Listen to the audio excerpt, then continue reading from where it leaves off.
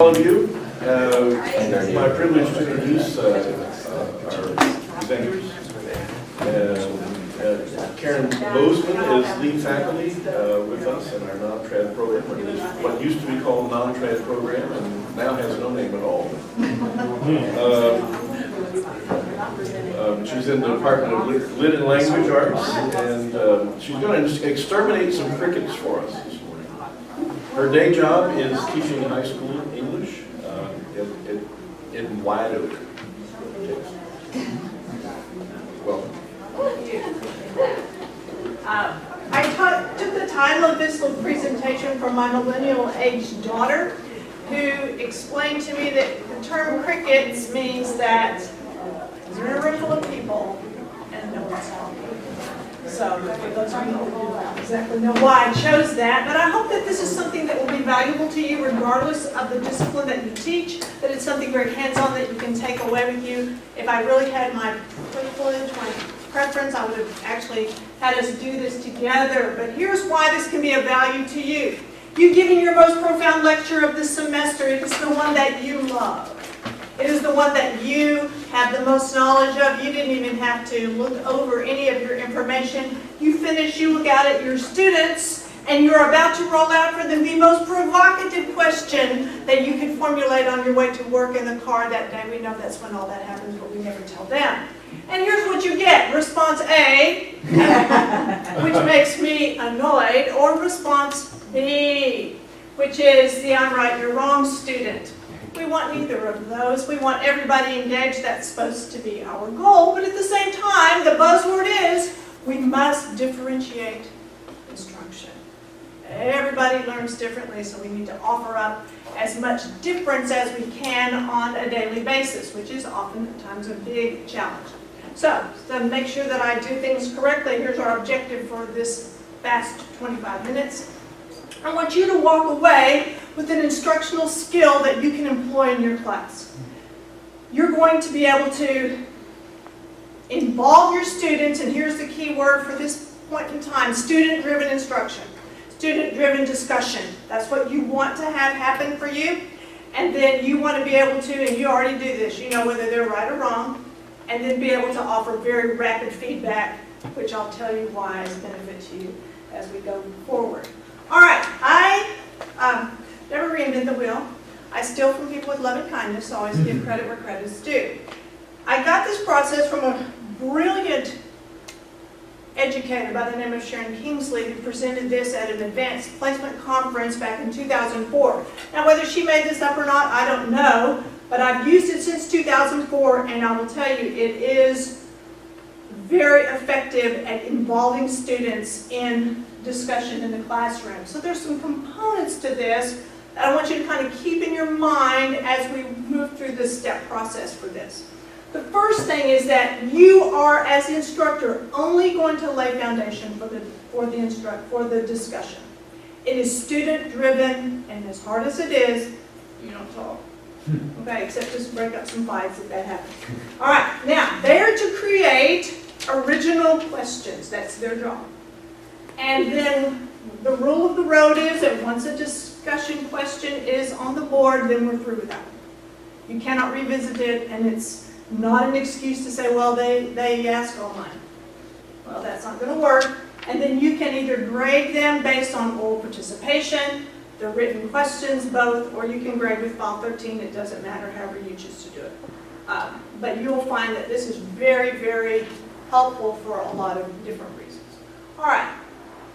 The first thing that has to happen is you've got to practice this with your students. So you're going to have to give up a day to have a practice session, but it will be practical, so don't waste it. They need to have read a text before they come to class, and they really need to bring the text with them. Now, I thought about that, and I thought, well, this could be problematic now that we have online textbooks, but however they're reading that textbook, unless they're using a desktop, and most of them are not, they need to bring their laptop to the class that day because they are going to need the text with them.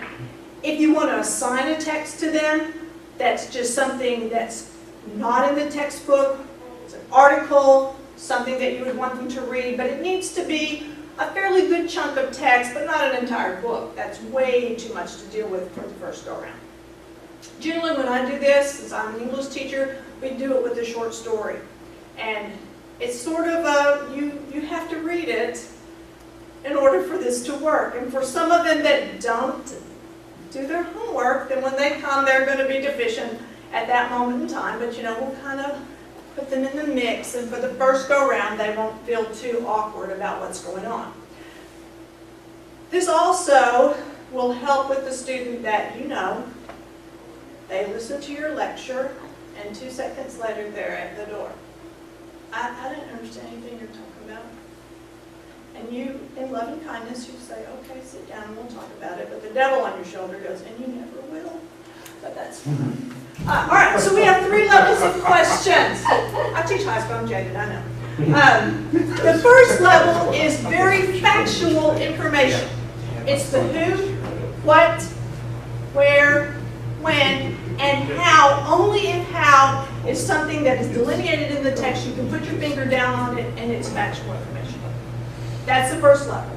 Now, understand that the questions need to start with this language for the first go-round because you're practicing the first time. Now, level 2 is the why and the how. These are the good questions. This is where discussion and analysis and top flight really will happen, and you can hear what your students are learning, and here's where they're teaching each other. The last is what I call to infinity and beyond. It's the questions that are really the application piece, the synthesis, the thematic ideas in language that we like to deal in. And so you're going to show your students something like this. That's what I do. I show them here's the 3 levels. And we move from that then. If they need a set of question stems, I give those to them. And I do have some that Dr. Hoop was putting on the magic wherever it's going to go. That somebody else wrote because, like I said, I'm not reinventing the wheel. But they're based on blooms. And some students really need that type of instructional strategy in front of them. Because I'll tell you, our state kids that are coming to us from within the state of Texas right now are tax students. They're still students of the tax test. And in their mind, tax stood for teachers all know stuff, and they don't know a whole lot as far as being able to formulate on their own. Now, the next wave of students will do a little better with that. But these students right now, a lot of these kids don't really know how to formulate a question. All right. So you're going to model the technique on the first day that you do this. Now let me make a little side note suggestion. Don't do this the second day of class. Because they don't have enough within them, probably, to be able to do this. If, though, you have a set of students that you already know them, they've taken the first semester of your class, and they're all coming with a prior knowledge base, then maybe yes, you can do it then. But I would suggest you wait 2-3 weeks into the course so that they have developed some prior knowledge that they can use for discussion. All right, so they're going to have some previously assigned material. They're reading it, they're bringing it to class. They don't have time to read it when they're sitting there. And you're going to allow them a very short amount of time to construct questions. In fact, I'm so cold-blooded, I put a timer on my screen and they can look and see, here's how much time we have left. Because you don't have, in order for this to happen within the practice session of an hour, they have got to move it forward. Some of them would sit there for an hour just writing the first 5 questions. So I usually suggest they write 3 to 4 level 1s, 1 level 2, and 1 level 3 for practice purposes. All right. They also need to provide the answers. Because they'll look at you and go, I have to write down the answer? Yeah, I want to know that you know the answer before we get started here. All right, so 10 to 15 minutes for that part. Then what I do at this stage for the practice session is I break them down into groups of about 4 or 5 students. And I have them look at their questions. And then they vote among themselves what they feel like are the top 4 to 5 questions for level 1. And then usually we only have time for maybe 2 level 2s, 1 level 3 for this purpose. And then the fun begins. All right, so I call upon them as groups to put their questions up. And what I do is, I used to write them on the board, and that's, well, that's fast. You've got to do it quickly. But now I just type them in my laptop since I have technology, and I got some technology up there in the woods. And so we just type into the laptop and I put them up. Because once the question is posed, that's it. You cannot ask it again.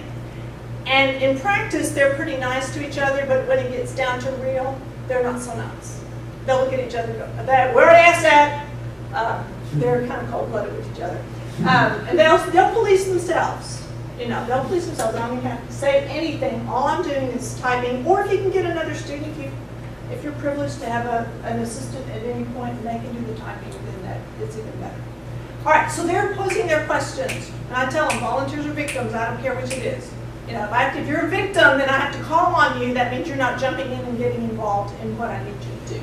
So most of the time, they realize they've got to talk fast because they've only got 4 to 5 questions in front of them. If they don't get that question up on the board, they're going to lose their opportunity. So that has to happen fairly quickly, and then you call upon another group to supply the answer. What's the answer for this? The level 1 questions are fast because they're very rapid, where questions. Where you get into the analysis part at the level 2s, where it's interesting, and what's hard for some of them is not to answer their own question. They want to give the question, and then they want to give the answer, and you're like, But like I said, they'll police themselves. All right, so I quickly move through this, reminding my students this is a practice session only, because they have to have a feel for here's how this is going to work in reality. Otherwise, if you don't practice, they're lost and you'll be frustrated. Once class is over, I collect everything up. Mostly I'm checking for participation to see if they were involved in what we were doing. Now, when it comes down to real time, then it's a little bit more intense as far as that goes. You decide then at what point you want to do this. Now, if you want to do the next class session, it's advisable because they will remember what you've just done. I don't advise you doing this every week. I would say do this 2 times a semester. Usually that's what I do, that's twice a semester. You can certainly do it more often if you choose to, but usually two's enough. And it keeps them from getting involved into a sense of complacency and borrowing from each other. All right, so the next time, though, that you do this, and you're doing this now in real time, they need to come already with their questions prepared. So they're walking in the door, and they have whatever number you assign to them. And I usually say now that you're going home and you're doing this later, 5 to 7 level 1s, because you can see those are going to go rapidly. Depending upon the text that you've assigned, that's going to need to be quite a bulk of questions. And of course, they will understand they've got to get it out there fast because somebody else will take their spot as far as using up their questions, and they've got to have those available to get them up on the board. I usually have them bring 2. One set that I take up at the door and one set that they use. Because you have people that they just might want to write some questions down while you're talking. And that's not what I ask you to do. So they're not tempted then to borrow. All right. You should not only assign a reading, as I said, you should assign the number of questions that they're going to bring. As time progresses and you do this another time, it could be you say, I'm not doing level 1.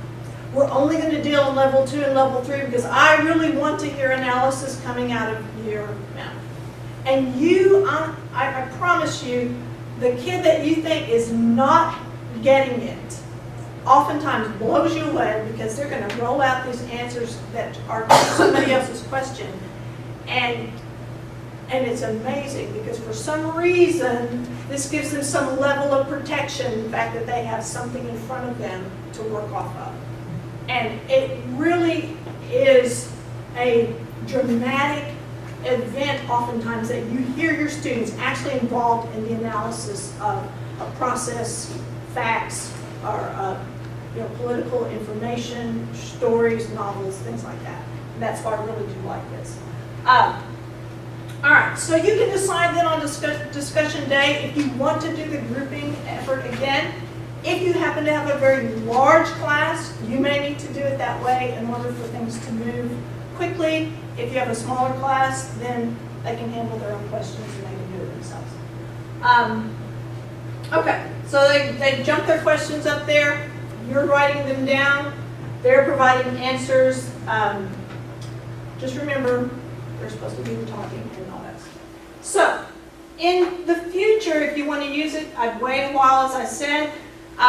You may have to stagger this among some of your courses if you feel like students could share questions, and they might bring the same questions that they collaborated with somebody else. You know, we love collaboration.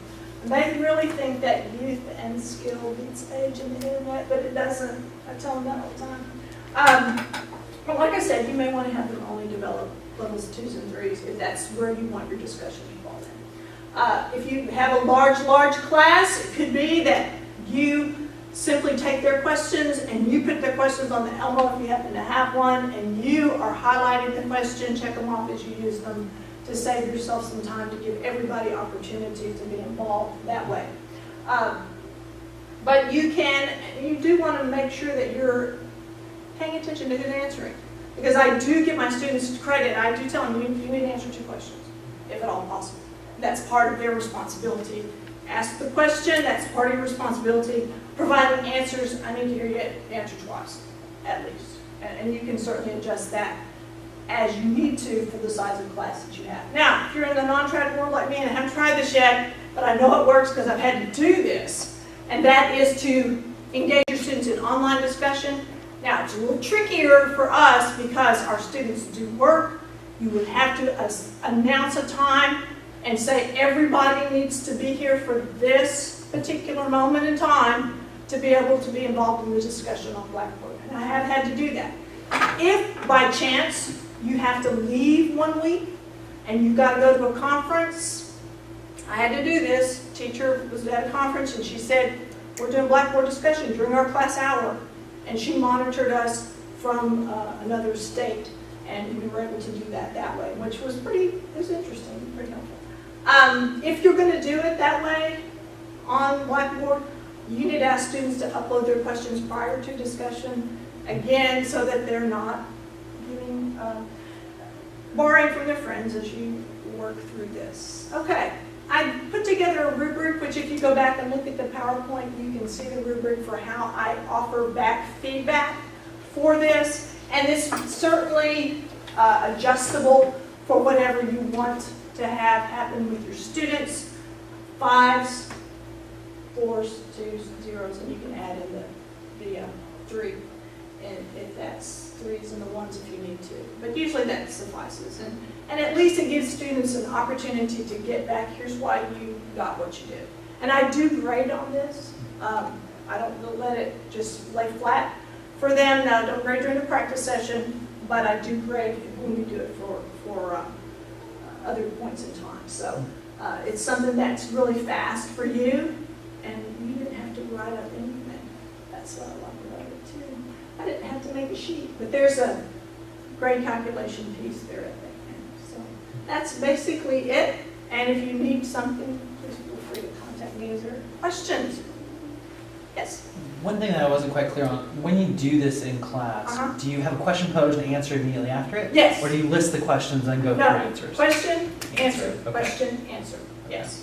Exactly. Yes. But on the more analysis-based questions, does it become a full-fledged discussion over that issue, or is it just one? Generally, I try to keep it 1-1-1 now. Remember, with high school students, I'm only going to get one answer, and I'm going to be doing really well, for the SEALs to jump up and do that. But I think in the collegiate environment, particularly with your higher level student population, you are going to have some better discussion. And that's where you modify. That's where you adjust to make it work for you. Whatever you feel like your students would benefit from. But that's where it happens. At the levels 2 and 3 question, that's where the education takes place. And like I said, it always blows my mind that those students that you think are getting it are the ones that are really the intellectuals. Okay. Yeah. This is not relevant to your topic, but you mentioned something I was interested in. Okay. The changing in the state standardized Yes. test. Can you give us, those of us who kind Okay. of, a 1 minute 1 minute. explanation of what we might expect would be different of incoming students because of the changing in the state's approach to standardized tests? Because we have gone down to the end of course testing, which was a disaster. But it's causing students to have to think more. They have to be able to provide in 26 lines a response which has to reflect them as far as a writer voice goes. They have to be able to to very rapidly put together a expository piece. My kids had to do expository and persuasive. They had to write 3 pieces in 4 hours. And I'll tell you something, that was tough. But they're becoming much quicker thinkers because of that. They can't just sit there and drag it out. And I think that's going to be helpful at the collegiate level. They're having to not just give regurgitation. They're given questions such as, tell people your opinion about honesty. So they're having to formulate an essay based on that simple idea, but it has to be pretty deep. And boy, we need to know where you are. I'll promise you that. So I hope that answers what you want to know. It's a wild world out there, and it changes every day because they can't depend on what they're doing. We have time for other interactions on this one, so Yeah. feel free. I mean, people hear me, I have context because my son is in this. Right. And he did well. The changes, Yeah. you know, could you just briefly explain how it's changed? Well, what happened before was, with tax, kids wrote 1 essay, 2 pages long. And it was pretty cut and dry. I mean, you could look around anywhere and find topics that they would write about. Now, as I said, they're given a 26-line sheet of paper, and they were given 3 separate topics. They don't get to choose. They either got 2 expository, 1 persuasive, or 2 persuasive, 1 expository. And in that 4-hour chunk, they better produce a masterpiece. And that's our job. I mean, talking about, Dr. Stuckey was talking about, I mean, we teach kids to back up into that book. It's got to be very reflective, it's got to be creative, but yet at the same time, it's got to have a mean punch. And for an average student, that is tough. That is very tough. But they're like, how does this ever help me in my life? Well, yeah, it's going to get you out of high school, first of all. But, How is correctness viewed in that operation? Here's what's happening. In our modern students, they are so dependent on autocorrect and autocomplete. They're dropping the E's off of their words. It's almost a nightmare sometimes. So is this done electronically then? No, they have to write. They have to handwrite that essay. So that's 3 handwritten, 26 lines? Exactly. Each one of them, though, is 26 Exactly. lines? Okay. Exactly. And I had a student fail because not only in that 4-hour chunk do they write those 3 essays, they also have to do 33 revising and editing multiple choice questions. He failed because he never got to revising and editing. He made 14 out of 16. He made 12 out of 16, which was a passing score, but he failed writing because he never was able to do that particular part of the test. So it was a time management problem? It is, well, yes, but I mean, because he is also English as a second language student, it wasn't going to happen. So the evaluation of correctness per se was in the multiple choice section? Yes. Yes. Is it considered in the evaluation of? They do take, it's a broad thing with them. They will take into consideration spelling errors. If it becomes a problem to where the spelling is so terrible it detracts from meaning, then kids could lose points on that. But if they can tell that this is a second language learner, and they usually can tell, they're pretty skilled at their jobs down there, they might get some slack on it. So it just depends. It was very interesting last year because last year was the first time sophomores tested. We had no clue. As I told the kids all year long, it's a secret because we don't know. And then they released the test last Monday because they were never going to release it for 5 years. And then they got caught in the seat because of copyright issues, and they didn't have copyright privileges on some of the passages that they used for reading. And boy, they have taken it on the teeth. You just want to go, really? But that's just what happens. We just modify.